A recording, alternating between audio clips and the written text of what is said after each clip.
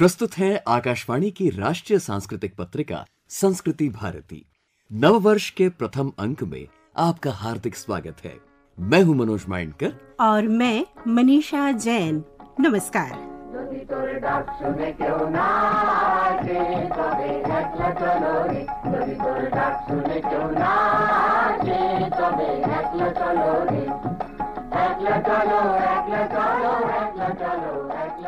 हमारा देश भारत, हमारा राष्ट्र भारत। आप में से कुछ श्रोता, खास तौर से हमारे युवा श्रोता, उत्सुकतावश जरूर पूछ सकते हैं कि भारत तो भारत है, फिर देश और राष्ट्र यानी कंट्री और नेशन में क्या अंतर है? इसका उत्तर भी बहुत सरल नहीं है, विशेष रूप से हमारे यंग लिसनर्स के लिए, क्योंकि देश की अवधारणा और राष्ट्र की अवधारणा में काफी ओवरलैपिंग भी प्रतीत होती है। सिंपल शब्दों में दोनों कॉन्सेप्ट्स की व्याख्या करने का प्रयास किया जाए तो देश शब्द के कुछ अपने निहित दायरे हैं, जैसे हमारे मौजूदा भौगोलिक बॉर्डर्स, यहाँ के लोग, उनकी नई आकांक्षाएं, यहाँ की वैज्ञानिक प्रगति, पर्यावरण की स्थिति, अर्थव्यवस्था, हमारे अंतर्राष्ट्रीय संबंध इत्यादि। जबकि जहाँ राष्ट्र शब्द का प्रयोग होता है, वहाँ इन सारे बिंदुओं के अलावा निहित होती है एक व्यापकता और गहराई, वो भी युगों के सांस्कृतिक सातत्य के साथ। वैज्ञानिक शब्दों में तुलना की जाए तो वेदर और क्लाइमेट के बीच का अंतर, मौसम और आबोहवा का फर्क।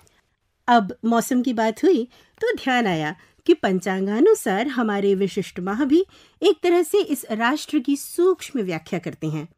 अब जनवरी कह लें या पौष माघ, नववर्ष के कैलेंडर पर सरसरी निगाह डालें तो काफी कुछ समझ में आ जाता है। राष्ट्र की अवधारणा में साधारणतः भूमि की सामूहिक परंपराएं, यहाँ के महत्वपूर्ण दिवस, यहाँ की ओजस्वी विभूतियां और ऐतिहासिक पृष्ठभूमि में आयोजित होने वाले इवेंट्स ऐसे कुछ संघटक होते हैं जो सैकड़ों हजारों वर्षों की हमारी राष्ट्र यात्रा को सांकेतिक रूप से बयान करते हैं।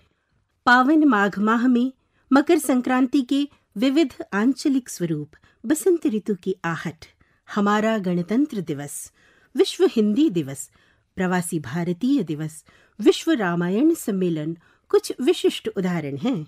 और हाँ, आज हम जो हैं, जहां हैं, वो किसकी बदौलत? अहम तिथियों को टटोलें तो कुछ ऐसी विभूतियों के नाम इस महीने के साथ जुड़े हुए हैं जिनके बिना हमारी राष्ट्र की अवधारणा अधूरी सी लगेगी। उदाहरण के तौर पर सावित्रीबाई फुले, वीर तंट्या भील, स्वामी विवेकानंद, नेताजी सुभाष चंद्र बोस, लाला लाजपत राय और महात्मा गांधी। इस सूची में कई नाम और हैं। ये तो एक छोटा सा प्रयास था नए साल की शुरुआत में देश की नई पीढ़ी को हमारी विस्तृत बहुमूल्य सांस्कृतिक विरासत से रूबरू कराने का। सुनते रहिए राष्ट्रीय सांस्कृतिक पत्रिका संस्कृति भारती।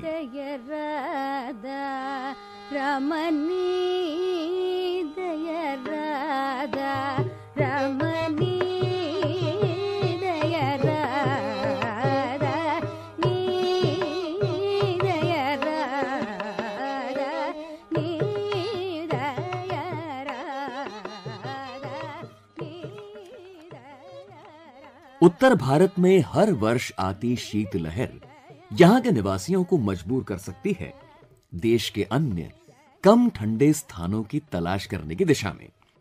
अब कर्नाटक शैली के संगीत में जिन्हें रस है, उनमें से कई पधारे होंगे तंजावुर जिले के नदियों के नगर ऐतिहासिक तिरुवैयारू संत त्यागराज आराधना समारोह में शामिल होने।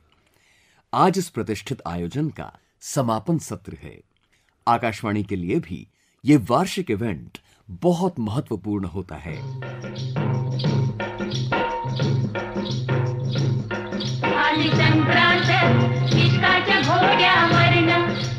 इश्काच्या घोड्यावरनं जाई निर्वाता सूर्याच्या वाड्यावरनं, सूर्याच्या वाड्यावरनं अहो नाडीने सांगते, घोडीने सांगते, मनात भाव है भोळा, माझ्या मनात भाव है भोळा, हेर जी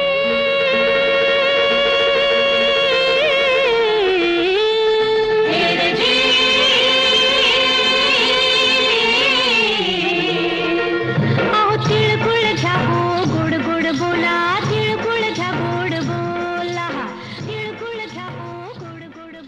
महाराष्ट्र में भी ये समय संक्रांति की कुछ खास तैयारियों का है। स्वास्थ्य की दृष्टि से भी देखें तो तिल और गुड़ पूरे देश में व्यंजनों के रूप में विशिष्ट रूप धारण कर लेते हैं। इस बार चलते हैं मुंबई, इस मौसम में वाणी की मिठास को टटोलने के लिए। आकाशवाणी की तरह आप भी मीठा मीठा बोलिए।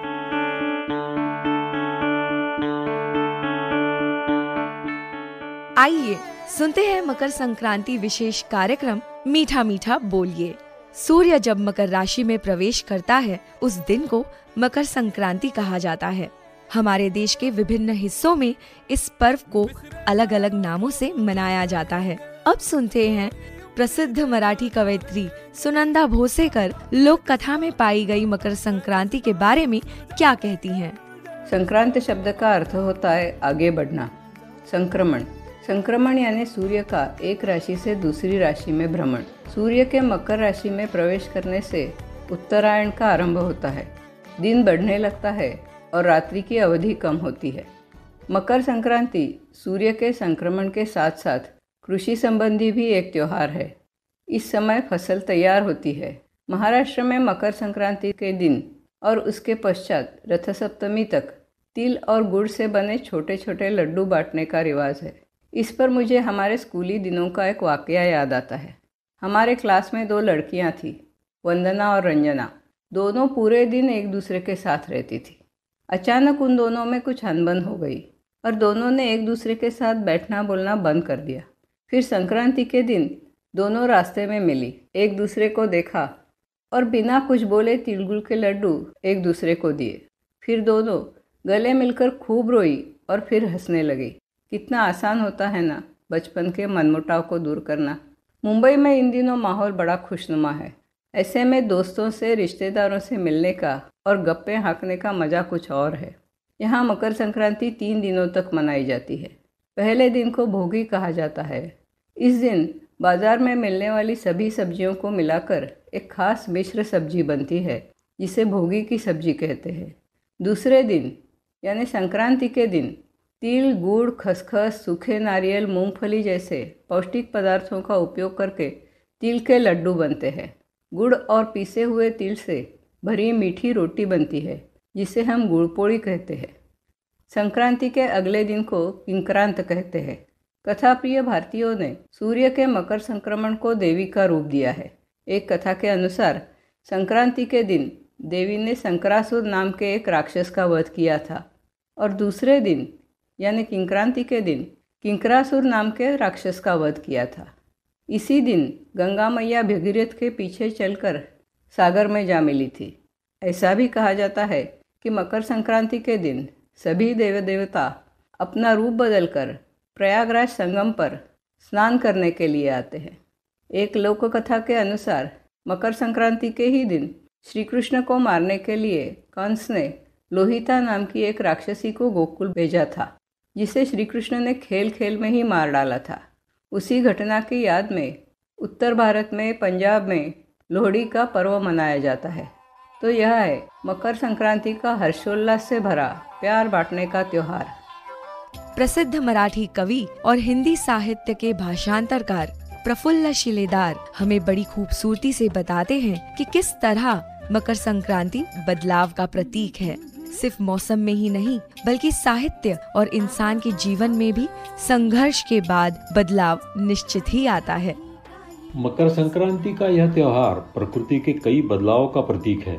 मौसम करवट बदलता है, फसल तैयार होती है, सूर्य की परिक्रमा में बदलाव आता है, जाड़े की लंबी रातें अब धीरे धीरे कम होती जाती है, दिनमान बढ़ने लगता है। प्रकृति के कई लुभावने रूप इस त्योहार से जुड़े हैं जो हमें प्रकृति को सहेज कर रखने के लिए आगाह करते हैं। प्रकृति से ही जुड़े कवि नरेश सक्सेना अपनी एक अनूठी कविता के माध्यम से अपनी एक अंतिम इच्छा का बखान किस तरह करते हैं यह देखना हमारे लिए एक बहुत रोचक है। नरेश जी कहते हैं, अंतिम समय जब कोई नहीं आएगा साथ, एक वृक्ष आएगा, अपनी गौरैया गिलहरियों से बिछुड़कर साथ जाएगा एक वृक्ष, अग्नि में प्रवेश करेगा वही मुझसे पहले। लिखता हो अंतिम इच्छाओं में कि बिजली के दाह घर में हो मेरा संस्कार, ताकि मेरे बाद एक बेटे और एक बेटी के साथ एक वृक्ष भी बचा रहे संसार में। संसार में एक एक वृक्ष का बचा रहना भी इंसान को बचाए रखने की एक कोशिश होती है।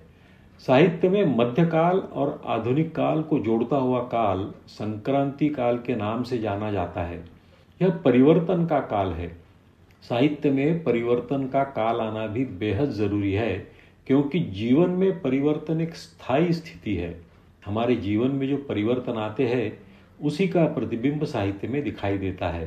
परिवर्तन के महाकवि गजानन माधव मुक्तिबोध, उनकी एक लंबी कविता में अंधेरे में, जिसका शीर्षक है, हमसे सवाल पूछते हैं, अब तक क्या किया, जीवन क्या जिया, बताओ तो किस किस के लिए तुम दौड़ गए, करुणा के दृश्यों से हाय मुंह मोड़ गए, बहुत बहुत ज्यादा लिया, दिया बहुत बहुत कम। तो अब वक्त है देने का। हमें इस प्रकृति से, इस समाज से, इस देश से लेने के बारे में नहीं, बल्कि देने के बारे में सोचना है। हम संक्रांति को मिठास के साथ भी जोड़ते हैं। यह मिठास कहाँ से आएगी? अगर जीवन में सुख हो तो मिठास आएगी। आम आदमी का जीवन तो बस सुख और दुख के संधिकाल में व्यतीत होता है। दुख अपनी पकड़ छोड़ता नहीं और सुख दूर से बस झांसे देता रहता है। हिंदी के महान जनकवि नागार्जुन अपनी एक कविता में कहते हैं, दाने आए घर के अंदर कई दिनों के बाद, धुआं उठा आंगन से ऊपर कई दिनों के बाद, चमक उठी घर भर की आंखें कई दिनों के बाद, कौवे ने खुजलाई पांखें कई दिनों के बाद। तो कई दिनों के बाद क्यों न हो, परिवर्तन तो आता ही है। बहुत संघर्ष के बाद हमारी छोटी छोटी इच्छाओं के पूर्ति के भी दिन आते हैं। इसी भरोसे पर तो हम जीवन जीते हैं।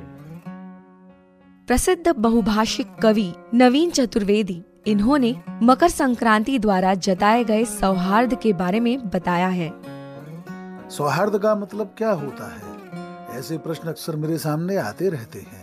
जैसे ही कोई व्यक्ति मुझसे पूछता है कि सौहार्द के मायने क्या होते हैं, तो मैं बिना समय गंवाए यह श्लोक पढ़ देता हूँ कि सर्वे भवन्तु सुखिनः, सर्वे सन्तु निरामया, सर्वे भद्राणि पश्यन्तु, मा कश्चित् दुःख भाग् भवेत्।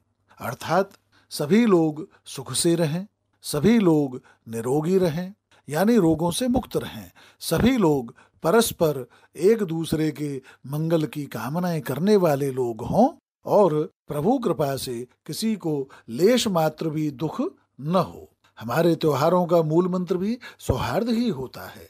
मकर संक्रांति को ही ले लीजिए।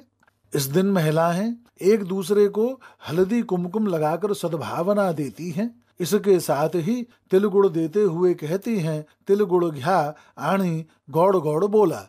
सौहार्द का सर्वश्रेष्ठ उदाहरण मीठा खाओ मीठा बोलो। विख्यात राष्ट्र कवि सुमित्रानंदन पंत जी ने अपनी एक कविता में मकर संक्रांति पर्व को जन पर्व कहकर संबोधित किया है। जन पर्व यानी जनमानस का पर्व, सर्वसाधारण का पर्व। मकर संक्रांति पर्व के बारे में एक बात और भी है जिस पर अक्सर बात होती ही नहीं है। जैसा कि आप जानते हैं कि भारतीय उपमहाद्वीप में 6 ऋतुएं आती हैं, वसंत, ग्रीष्म, वर्षा, शरद, हेमंत और शिशिर। माघ महीने के कृष्ण पक्ष में जैसे ही सूर्य उत्तरायण होते हैं, शिशिर ऋतु आरंभ हो जाती है। हेमंत ऋतु अपने अंत तक मौसम को पर्याप्त ठंडा कर देती है। ऐसे में जीवन में शिथिलता आना शुरू हो चुका होता है। जनजीवन और अधिक शिथिल न हो जाए, इसलिए भारतीय मनीषा ने मकर संक्रांति पर्व की अवधारणा को अपनाया होगा, ऐसा प्रतीत होता है। तो आज हमने जाना कि किस तरह मकर संक्रांति का पर्व सिर्फ सूर्य संक्रमण का पर्व नहीं है। ये रिश्तों में मिठास घोलने से लेकर जीवन में सकारात्मक परिवर्तन का प्रतीक है। इसी धारणा को मन में रखते हुए आइए मकर संक्रांति को हर्षोल्लास से मनाते हैं। मीठा मीठा बोलिए, तिल गुड़ घ्या गुड़ गुड़ बोला। सुलझा लेंगे रिश्तों का मांझा।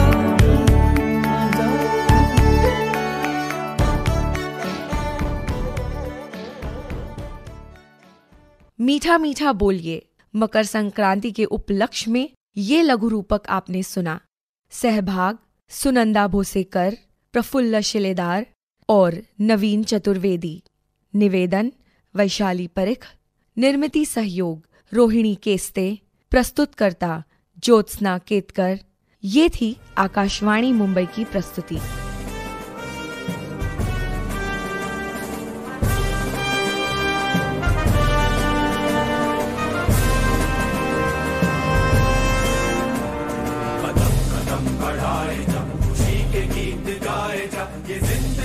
कौम की तो कौम पे लुटाए जा, कदम बढ़ाए जा, खुशी के गीत गाए जा। 23 जनवरी को नेताजी सुभाष चंद्र बोस की जयंती है। हम में से कितने लोग जानते हैं कि आजाद हिंद फौज के अतुलनीय योगदान में महिला सेनानियों की भी सक्रिय अनमोल भूमिका रही है। आईएनए के रानी झांसी रेजिमेंट के योगदान को रेखांकित करने में, उसका विधिवत डॉक्यूमेंटेशन करने में कुछ लोगों की व्यक्तिगत पहल भी रही है। उन्हीं में से एक है डॉक्यूमेंट्री फिल्म मेकर, अभ्यासक और लेखिका सागरी छाबड़ा। इन्हीं वीरांगनाओं के जीवन पर लिखी गई उनकी किताब इन सर्च ऑफ फ्रीडम को भारत सरकार ने नेशनल लाडली मीडिया अवार्ड से भी सम्मानित किया है। इस विशेष अंक में सागरी संस्कृति भारती को बताती हैं। नमस्कार मनोज भाई, मैं बहुत आभार प्रकट करना चाहती हूँ आपको भी और ऑल इंडिया रेडियो को भी कि आप आए हैं और हमारा इतिहास आर्काइव के बारे में जानना चाहते। 1995 पे 1995 और जब मैंने तत्व फिल्म कंप्लीट किया तो मैंने सोचा कि मुझे अगली फिल्म बनानी चाहिए और हर किताब और फिल्म के लिए तो मैं खुद रिसर्च करती हूँ। और जब मैंने रिसर्च किया तो मैं हैरान हो गई कि औरतों के बारे में हमारे पास कोई विजुअल आर्काइव ही नहीं था। मैं सब जगह गई, film division, national film archive, सब जगह मैंने रिसर्च किया, बहुत कम था। तो मैंने रिसर्च जब जारी की तो मैं एक ऐसी लेडी से मिली जिन्होंने लाहौर विमेंस जेल में चारपाई पे चारपाई लगाकर झंडा फहराया, सुभद्रा खोसला जी। और फिर मैंने उनसे पूछा कि और कौन थी आपके साथ। तो जो जीवित थी उस वक्त, विजय चौहान जी, सावित्री रामाकृष्णन जी, मैं उनके पास पहुंच गई और उन्होंने पूरा वर्णन दिया। और फिर मैंने उनसे पूछा कि और आपके साथ कौन थी जो चली गई हैं। तो उन्होंने पुष्पा गुजराल जी के बारे में बात की, मेमू बाई, सत्यावती जी। तो मुझे ये समझ आया कि हमने औरतों को हमेशा इग्नोर ही किया है। यानी कि जब हम ग्रॉस डोमेस्टिक प्रोडक्ट असेस करते हैं तो हम औरतों के जो योगदान है घर में या कहीं भी, हम उसको अकाउंट में नहीं लेते। इसी तरीके से हमने औरतों को स्वतंत्रता संग्राम में उनका योगदान बिल्कुल बाईपास कर दिया है। इसलिए मैंने सोचा कि मुझे ये रिकॉर्डिंग जरूर करनी है किसी भी हालत में। फिर ये मैंने फिल्म बनाई असली आजादी, जो दूरदर्शन ने दिखाई भी है नेशनल नेटवर्क पर 16 अगस्त को, आई थिंक 2000 में, और इस विश्व में सब जगह गई है, Golden Gate festival, Oslo etcetera. जब मैं ये फिल्म का रिसर्च कर रही थी और शूटिंग कर रही थी तो मैं members of Rani of Jhansi regiment से मिली, जो नेताजी सुभाष चंद्र जी का संकल्प था। अब ये भी सोचिए कि 1940s में उन्होंने ये निर्णय लिया कि हम एक ऑल वुमेन्स रेजिमेंट विंग बनाएंगे और इन औरतों को मिलिट्री ट्रेनिंग मिली बकायदा। तो मैंने जब इनके बयान लिए तो मुझे ये भी हैरानगी हो गई कि ये जो औरतें जो मलेशिया, उस टाइम मलेया कहा जाता था, अब मलेशिया और सिंगापुर है, जो मलेशिया, सिंगापुर, थाईलैंड और बर्मा यानी कि म्यांमार से थी, they never had a reunion, वो भी अनरिकॉग्नाइज्ड थी। तो मैंने सोचा इनके बयान लेने चाहिए। तो जब मैंने ये रिसर्च किया तो मैं इतनी प्रेरित हो गई कि ये जीवन का मकसद बन गया। मैंने सोचा कि मुझे किसी भी हालत में वहां पहुंच के उनके बयान लेने हैं, क्योंकि नो वन लिव्स फॉरएवर। और फिर बाद में हमें ये बताया जाएगा कि ये हुआ ही नहीं, ये हकीकत है ही नहीं। तो फिर मुझे एशिया फेलोशिप मिला और एशिया फेलोशिप के हेल्प के साथ मैं मलेशिया पहुंची। वहां मैंने मिली जानकी थेवर से, जो लक्ष्मी स्वामीनाथन सहगल ने तो स्थापना की थी रानी ऑफ झांसी रेजिमेंट। घर घर गई और पेरेंट्स को कन्विंस किया कि अपनी बेटी को दीजिए, ठीक है, वो बहुत बड़ी चीज है।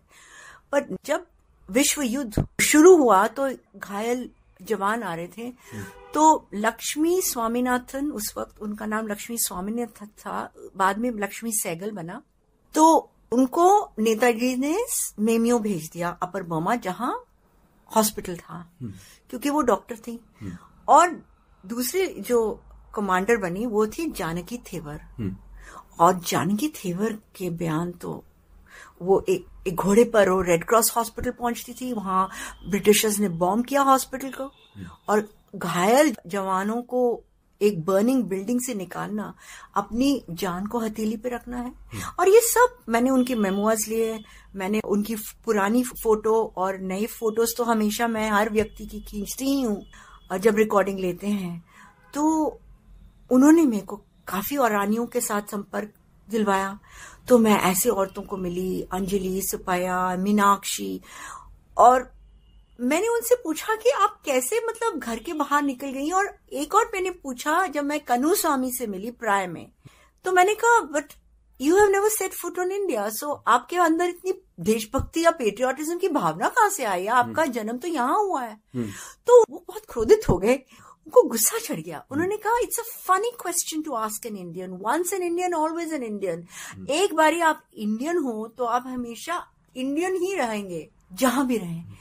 तो मीनाक्षी जो उनके हस्बैंड भी आए नहीं, वो रानी ऑफ झांसी रेजिमेंट, रसमा भोपालन। तो ये देशभक्ति की भावना कहाँ से आई? तो उन्होंने कहा उस वक्त माहौल ऐसे था कि नेताजी आए, वो कहते थे मुझे खून दो, मैं तुम्हें आजादी दूंगा। और ये औरतें खून देने को तैयार थी। और वो औरतें मतलब उन्होंने, उनका ट्रेनिंग हुआ सिंगापुर में, वो बर्मा पहुंची, और जब युद्ध उनके खिलाफ गया और ये डिसीजन लिया गया कि शायद ये डिस्बैंड किया जाए, तो गौरी सेन का ये बयान है, गौरी भट्टाचार्य सेन, उन्होंने कहा कि रानी ऑफ झांसी रेजिमेंट की लड़कियों ने एक पिटीशन लिखा अपने खून में, और उनको ये कहा कि गौरी भट्टाचार्य को कि तुम जाओ और नेताजी को दो खुद, कि हमको फ्रंट में लड़ना है। और नेताजी एक गैराज में बैठे थे जो कैमोफ्लाज था, और वहां गई और उन्होंने कहा कि हमें भी फ्रंट में जाना है। तो अब निर्णय लिया गया कि रानी और झांसी रेजिमेंट को डिसबैंड करना है, उनको वापस सेफली। नेताजी ने कहा कि जब मैंने शपथ ली है कि आपके पेरेंट्स को कि मैं आपको सही सलामत वापस लौटाऊंगा, तो मुझे ये मेरी रिस्पॉन्सिबिलिटी है। तो जब उनको बोला गया कि आपको हवाई जहाज से यहाँ से इवैक्यूएट करेंगे, तो उन्होंने रिफ्यूज किया। उन्होंने कहा मैं इनके साथ चलूंगा। और उनसे पूछा गया कि तुम चलने को तैयार है? उन्होंने कहा हाँ। 21 दिन के लिए ये लोग 2 टोलियों में बंटे गए। एक टोली में जानकी थेवर और नेताजी सुभाष चंद्र बोस जो INA के कमांडर हैं, दूसरी टोली में जानकी बाई जो सेराम्बान की थी, मलेशिया की। और मैंने सबसे इंटरव्यू किया है जो जीवित थी। मैं मलेशिया पहुंची 2004 में, और उनके बयान मतलब जानकी थेवर के जो मार्च था, जब बारिश होती है, जब लो फ्लाइंग एयरप्लेन्स ने ग्रेनेड फेंका 2 रानीज के ऊपर, उसके ऊपर वो ग्रेनेड लगी, उनको गहरी चोट हुई और वो उनकी मृत्यु हुई, एंड उनको वहां बेरी करना पड़ा। मतलब इन लोगों ने इतना योगदान अपना दिया है स्वतंत्रता संग्राम में, और इनको कुछ रिकग्निशन नहीं मिला है। वो चिट्ठियां ही लिखती रही। तो मैंने सोचा कि ये प्रेरणा की स्रोत है, ये हमारी हिस्ट्री है, और हिस्टोरियन और आर्काइविस्ट वो डॉक्यूमेंट्स को पढ़ के हिस्ट्री क्रिएट करते हैं। बट हिस्ट्री के काफी फुट सोल्जर्स होते हैं जो बहुत कुछ करते हैं, और कोई उनको रिकॉग्नाइज नहीं करता। हम भारत की बेटी हैं, हम भारत की बेटी हैं, अब उठा चुकी तलवार, हम भारत की बेटी हैं, अब उठा चुकी। खूब लड़ी वो वीरांगनाएं। इंडियन नेशनल आर्मी के रानी झांसी रेजिमेंट की शूर सेनानियों के कृतित्व पर देश विदेश में शोध कार्य कर रही पुरस्कृत डॉक्यूमेंट्री फिल्म मेकर और लेखिका सागरी छाबड़ा को अभी आपने सुना। प्रस्तुति केंद्रीय हिंदी रूपक एकांश।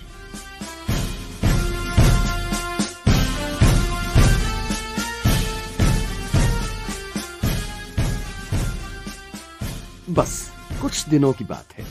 आगामी 26 जनवरी को हमारा नवनिर्मित कर्तव्य पथ हमारे राष्ट्र की गौरव गाथा को बयान करता हुआ पूरे विश्व में गुंजायमान हो उठेगा। हर वर्ष की तरह आकाशवाणी के माध्यम से भी गणतंत्र दिवस परेड का सजीव प्रसारण किया जाएगा। राष्ट्रीय समर स्मारक नेशनल वॉर मेमोरियल भी इस गाथा का अभिन्न अंग है।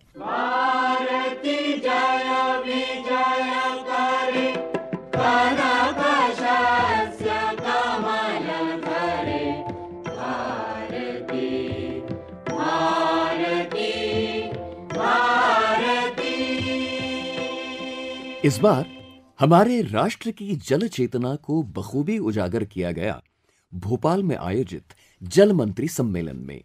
थीम थी water vision eight 2047।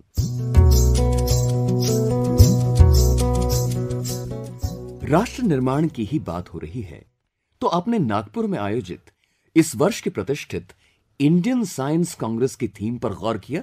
Science and technology for sustainable development with women empowerment. वैसे भी हमारे राष्ट्र की सहस्त्राब्दियों से परंपरा भी रही है महिलाओं को समान सम्मान देते हुए उनके सशक्तिकरण में गौरव अनुभव करने की।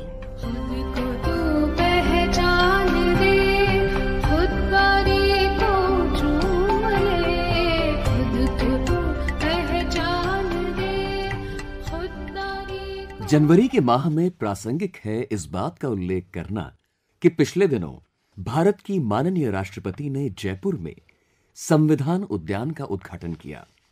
जयपुर शहर वैसे तो पर्यटन की दृष्टि से दुनिया भर में मशहूर है, लेकिन इस विशिष्ट संस्थापना से देश के आम नागरिकों को मौका मिल सकता है यह जानने का कि हमारे संविधान की रचना में वर्षों की क्या क्या तपस्या रही है।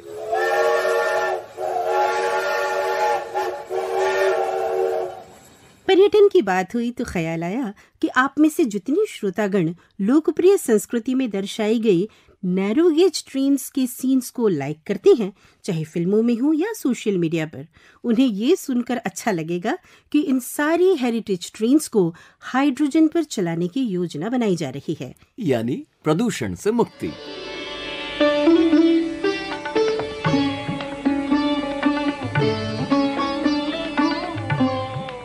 तुमुल कोलाहल कलह में मैं हृदय की बात रे मन। जी हाँ, इस कोलाहल भरे समय में हृदय को जो स्पर्श करता है वो है भारतीय शास्त्रीय संगीत।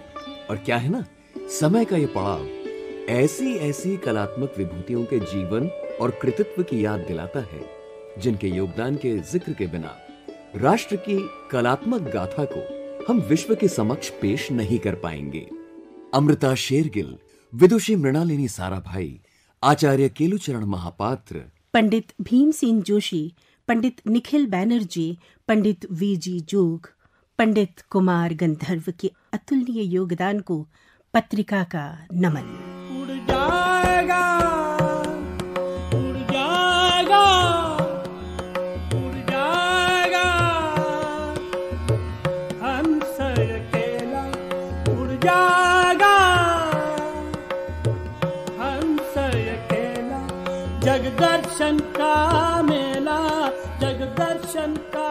मनोज माइंडकर और मनीषा जैन को अनुमति दें। नमस्कार।